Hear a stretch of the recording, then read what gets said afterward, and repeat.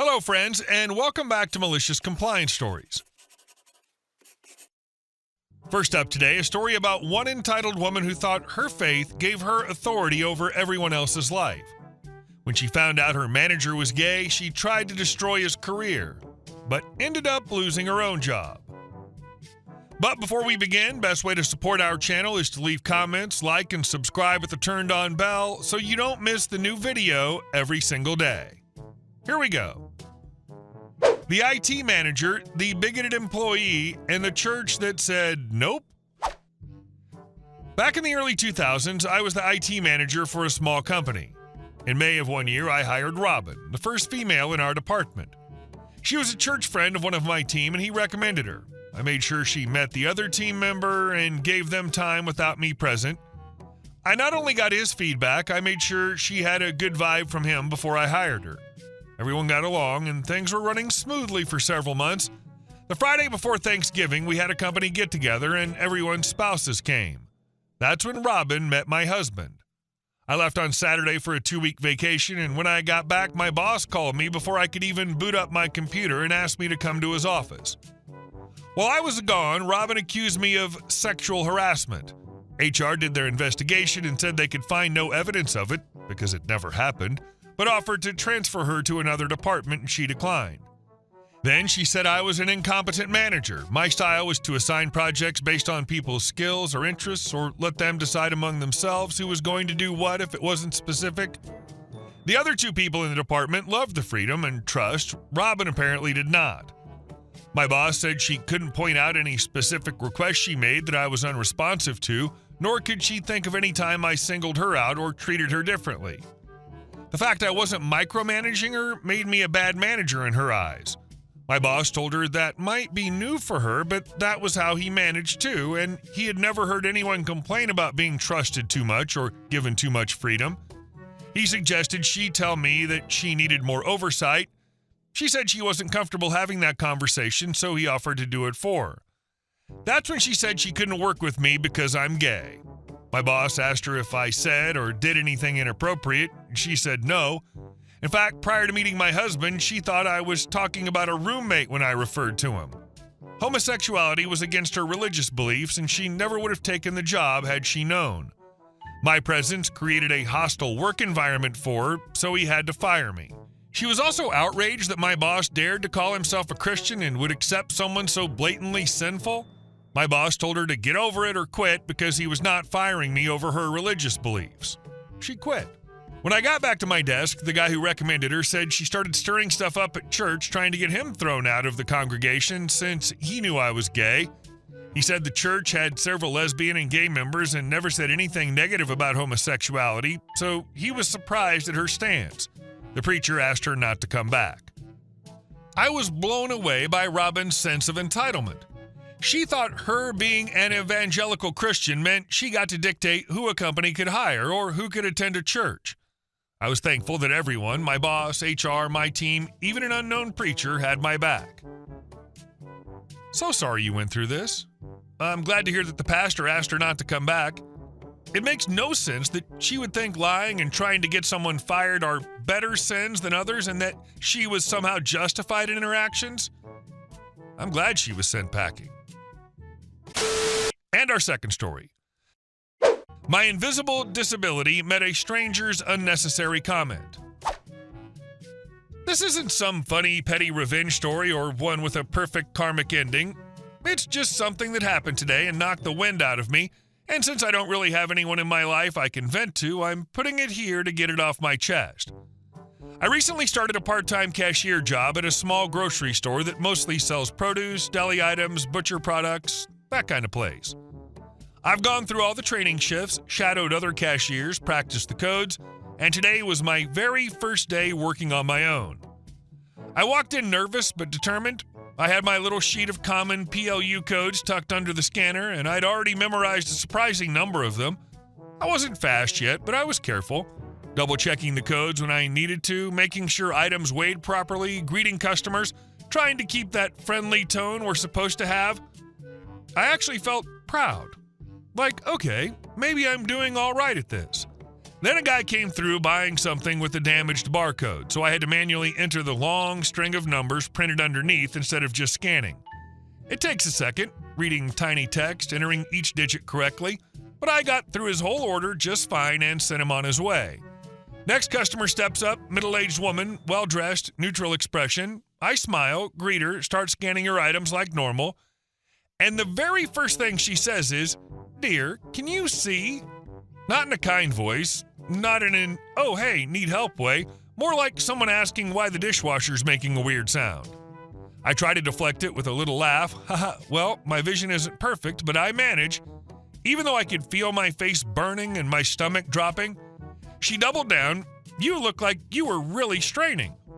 Here's the part she couldn't know. I'm legally blind. You can't tell by looking at me. I don't have a cane, I don't wear opaque glasses, I just have prescription readers on that help me function.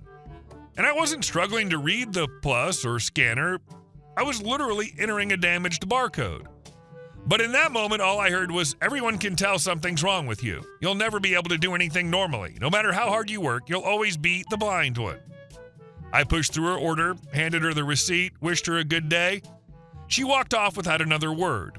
Then I turned to the next customer, blinking hard, trying not to cry at my register on my very first solo shift. Here's the part that hurts. I'm about to graduate from university with a CS degree. I'm an A student. I busted my butt to get here, and yet one comment, one thoughtless, unnecessary comment from a stranger nearly had me in tears in a grocery store. When I got home, I did cry. I don't want to dread going back tomorrow, but right now I do. If anyone actually reads this far, just remember that you don't know what the person behind the counter is dealing with. You wouldn't walk up to someone in a wheelchair and ask why they don't walk good. Don't do the vision version of that either. Some of us are fighting battles you can't see, and trust me, we're already judging ourselves more harshly than you ever could. Writing this out doesn't fix it, but it helps a little. Writing it out may not fix it, but it was a brave and important step. You named the hurt, you didn't let it fester in silence. That in itself is a form of strength. Be gentle with yourself tonight. You deserved so much better today. And our next story. The story of the most willfully destructive customer I ever met. I used to work for a store that sold home goods as well as furniture. Though it was all set up together in one building, the two sides of the business were carried on differently. And this is the story of a time when I, from the home goods side, screwed up while taking a call for the furniture side. This woman had purchased a nice dining room table from us 6 months earlier, but she told me the finish was already ruined and she was very upset. I apologized and asked her a few questions about how she used it. Apparently she had 2 young boys and was using the table every day in her kitchen, where it was taking spills and abuse nonstop.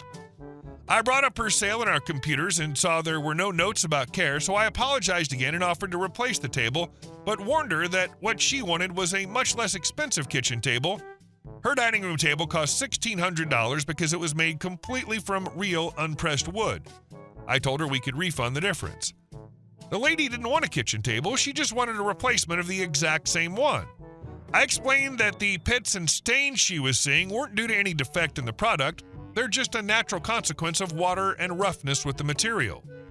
I offered to help her choose coverings and tablecloths to protect the wood, but she said she wanted to see it. I suggested placemats and coasters, which is when she suddenly became agitated and shouted, "For $1,600, I shouldn't need to use a coaster." I was so taken aback, I just blurted out, "It's made of wood." And that's when I remembered the furniture salespeople put their notes in a different part of the computer. The saleswoman had written, "I begged her not to buy this table." But I had already promised to replace it, so now I was stuck. I told the customer I found this note that she'd been informed of the care ahead of time and warned that the table would not suit her needs. She still insisted on taking a replacement table. I told her that if she didn't use coasters and placemats, the new table would look just as bad in 6 months as the current table. She said, "Then I'll swap it in again." I'll never forgive myself for giving that woman anything at all. This one's retail tragedy mixed with dark comedy. Because anyone who's worked customer service knows exactly the type of person who says, "For $1,600, I shouldn't need to use a coaster." Come on.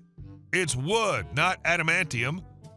You handled it way too kindly. I'd have been tempted to slide her a laminated plastic folding table and say, "Behold, the no-coaster lifestyle you crave." And our last story. My brother took his half of the inheritance, blew it, and now wants my house. My parents split when I was a kid. My brother Lucas immediately gravitated towards our mom, partly because she had zero rules and partly because she treated him like he walked on water. I stayed with my dad most of the time because that's what the custody agreement said. Mom loved us both, but Lucas, he could do no wrong. If he keyed a car, she'd probably ask if the car had it coming. Dad kept the old house. It was built in the 50s. Charming in theory, a utility nightmare in reality. The electrical system looked like a fire hazard waiting for the right Tuesday, and every outlet cracked if you looked at it too long. But the yard? God, that yard was paradise when we were kids. When Dad died, the estate was split evenly. No drama on paper. In reality, Lucas saw dollar signs and I saw potential. I'd been telling him for years that the house was a teardown, the land was worth more than the structure, the neighborhood zoning allowed multi-unit infill, and the market was on fire. I offered Lucas a simple deal. We split everything, but I buy your half of the property at full market value, I said. He barely waited a heartbeat. Cash? Cash.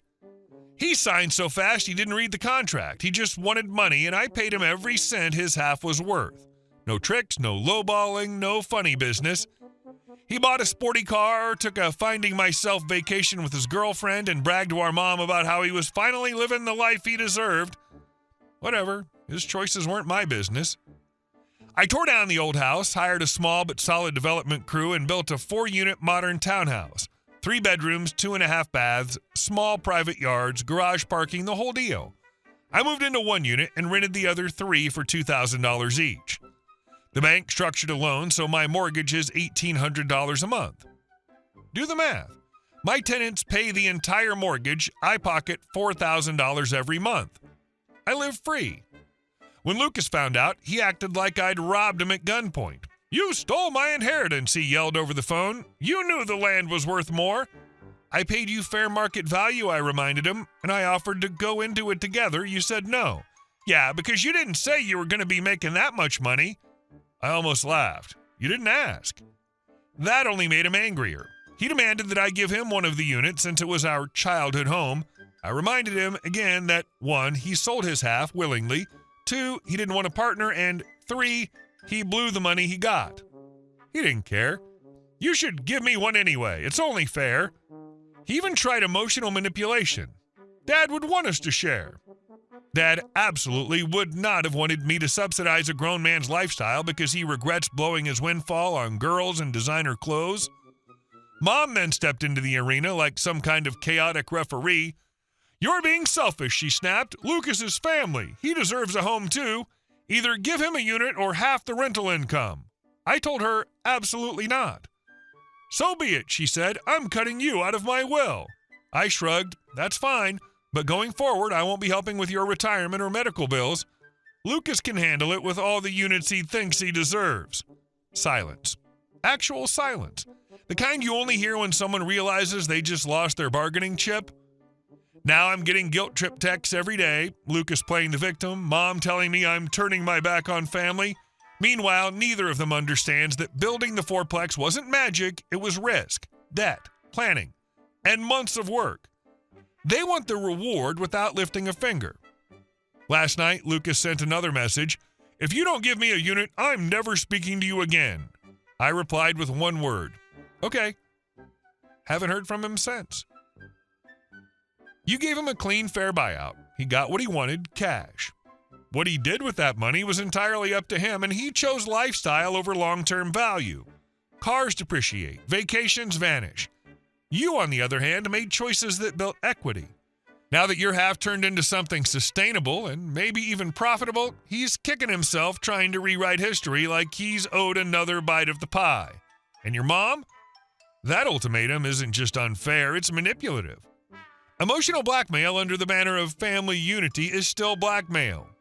She may mean well, or she might just want peace at any cost, but asking you to make yourself smaller so someone else can feel better about their mistakes is not love, it's enabling. Money didn't change you, it revealed them. Hey guys, thank you all for watching the video. I'll see you in the next one.